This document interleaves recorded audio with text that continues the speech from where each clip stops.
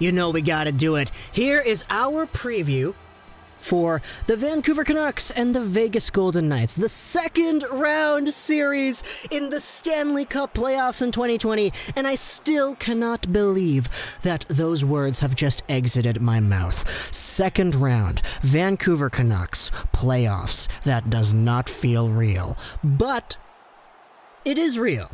Today we have ourselves a review, somewhat of a preview of the overall series itself. I wanted to give out a few thoughts and ideas here to speak about the Vancouver Canucks as they head into their first second-round playoff series in 9 years. Vegas, you guys got some big expectations to fill because this Vancouver fan base is starved for more than just 6 games of playoff hockey. So, what exactly do we have here with the Vegas Golden Knights? Well, Vegas was the first seed, Vancouver is the 5th seed.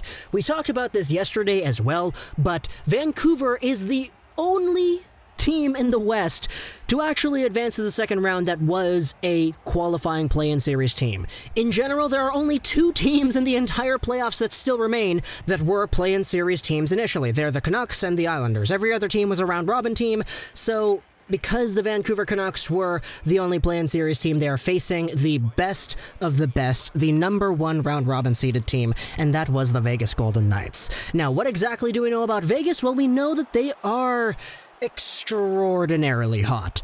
I mean, very, very, very hot. The Vegas Golden Knights, the entire round robin, they didn't lose a single game.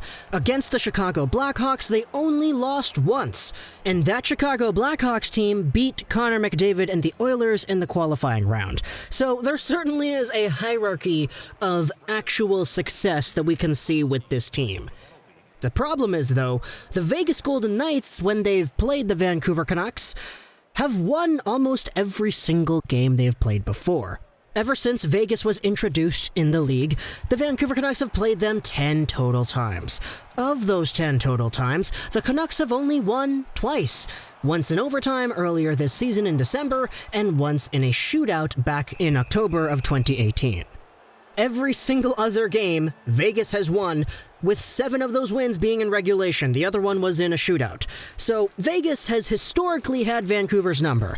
And I get that you could say that everything is different in the playoffs, but I think it's just noteworthy at least to bring it up.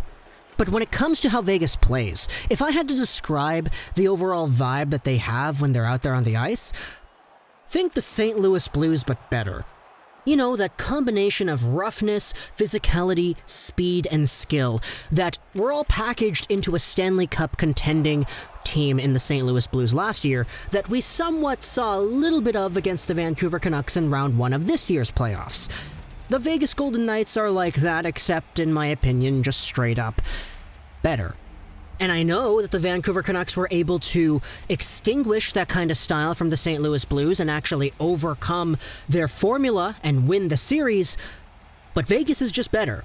And furthermore, the biggest weakness, in my opinion, that the St. Louis Blues had, which was goaltending because Jordan Binnington was not all that great, well, the Golden Knights don't have a problem with that. In fact, Robin Lehner was a complete stud. He's so good. And even if you don't have Robin Lehner, you got Marc-Andre Fleury there too, who can also do a very good amount of damage when it comes to stopping the puck. So, when it comes to an ultimate matchup for the Vancouver Canucks, Vegas was the one that, in my opinion, was the least desired, just because Vegas seems to always have the Canucks number, partnered with the idea that their formula is so similar to St. Louis, albeit more successful. The Canucks, if they want to go ahead and come away in this series, they're going to need to push even further. Now, do I doubt that they're capable of that?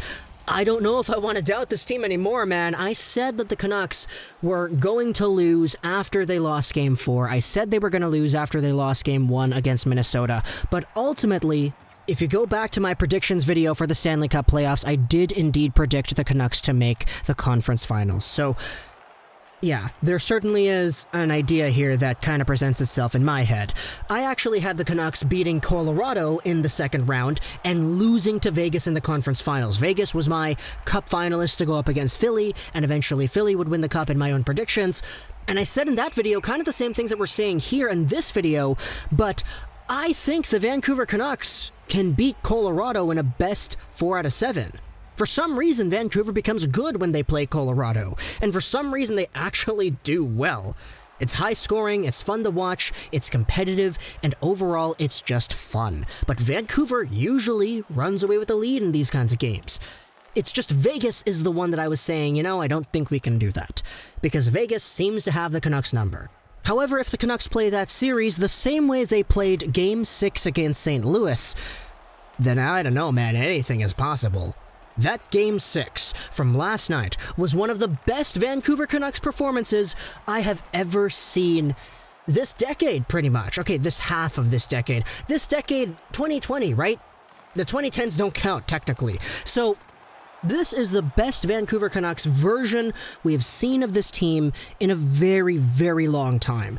And that performance against St. Louis was a pure combination of cohesion, trust, ability, skill, overall determination, and a willingness to not back down. If the Canucks can play like that against the Vegas Golden Knights in every game, then who knows, they might as well have a chance at winning. And I will say, a lot of these positive traits that the Vancouver Canucks have exhibited throughout the Blues series, a lot of them have to do with some of the players who don't really get the spotlight all too much. And that segues perfectly into our next topic, talking about players that Jim Benning acquired that people did not like, but who are really showing their value now. The big one is the JT Miller trade. We all know how Canucks fans felt about that trade when it was done, but now JT Miller is in the playoffs. He is one of the best Canucks out there on the ice, offensively speaking, leadership speaking, and in terms of his overall will. But a few of the other guys that Benning haters always like to harp on have actually been pulling their weight and then some, even more too. Guys like Beagle and Antoine Roussel. Just a week ago, people were harping the heck out of these guys. Hey, they're not scoring goals. They're not producing. The Canucks' bottom 6 depth not showing up to play is why they're going to lose. So what happens in Game 6? Okay, there we go. 2 points from Beagle, a goal from Antoine Roussel, and 4 goals in 2 games from Tyler Motte in Games 5 and 6. Tyler Motte was a guy that Jim Benning acquired in the Thomas Vanek trade. I made a video 2 years ago, in the band room during my C-Block spare in high school, talking about that trade, and I said that it was a bad return. Thomas Vanek to me was worth more than Jussi Jokinen and this random Motte guy that I didn't know anything about. Tyler Motte ended up winning the Canucks a playoff game or two 2 years later, so I think in hindsight, with the long-term game in mind, we can say that that was a win. Even guys like Sutter. This guy's been absolutely incredible. The quietest 3 points I've ever seen on a Vancouver Canucks night. He gets himself involved in the play. He's legitimately stepped up his game to the point where he is a very capable, reliable two-way forward. His offensive game is not a black hole anymore. He's scoring goals out there too.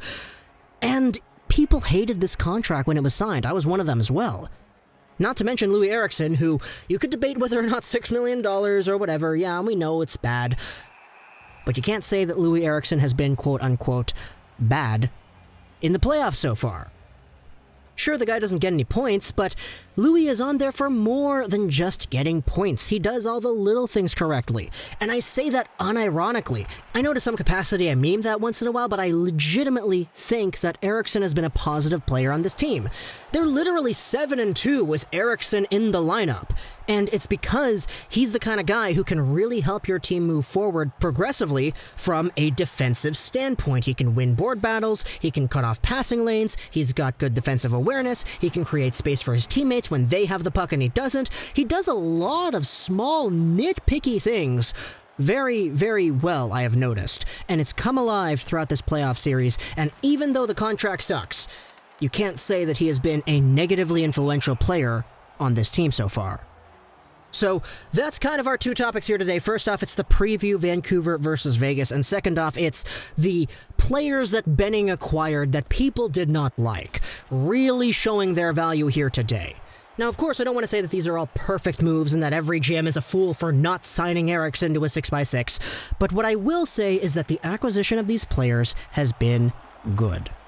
At least, in this context of playing playoff hockey in 2020 in the bubble against Minnesota, against St. Louis, and hopefully soon to be said against the Vegas Golden Knights. So talk to me in the comments what you think about this whole topic. What do you think about Vegas? Do you think the Canucks have a chance? Tell me what you think in the comment section below. Furthermore, what do you think about these players we discussed about as well? The bottom six depth getting their jobs done. I hope you enjoyed this video. So that's Trolls 99, and bye.